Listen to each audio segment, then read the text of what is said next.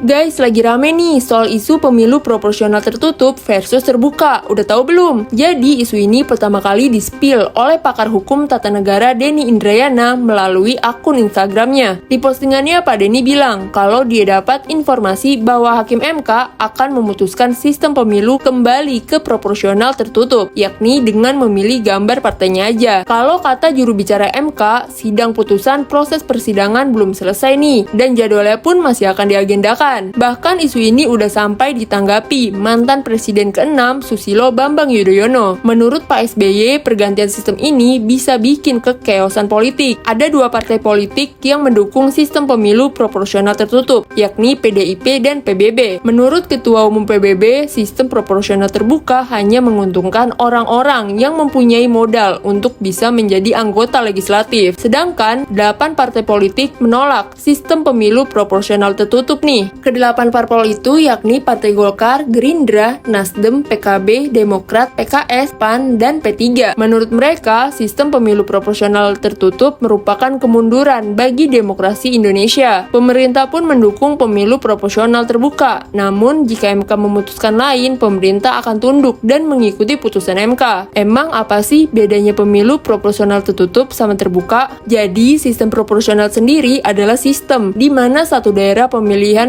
memilih beberapa wakil. Sistem proporsional disebut juga sistem perwakilan berimbang atau multi-member konstituensi. Sistem proporsional ini ada dua, yakni terbuka atau tertutup. Di pemilu proporsional terbuka, pemilih akan memilih salah satu nama calon, dan calon yang menang adalah calon yang mendapat suara terbanyak. Sedangkan di sistem tertutup, pemilih hanya memilih logo partai politik aja. Calon yang menang ditentukan berdasarkan nomor urut. Jadi di sistem tertutup, kalau partai mendapatkan 2 kursi, maka calon terpilih adalah nomor urut 1 dan 2. Di pemilu proporsional terbuka, pemilih punya beberapa pilihan dan punya kedekatan dengan calon yang dipilih. Cuma sisi lainnya ada potensi jual beli suara untuk memenangkan calon tertentu. Sementara kalau di proporsional tertutup, pemilih kayak nggak punya pilihan. Karena selain calonnya dipilihin partai, urutannya juga partai nentuin. Ini berpotensi jual beli nomor urut di partai politik. Kalau kalian pilih yang mana nih? Sistem pemilu proporsional tertutup atau yang terbuka? Kita tunggu putusan dari MK ya.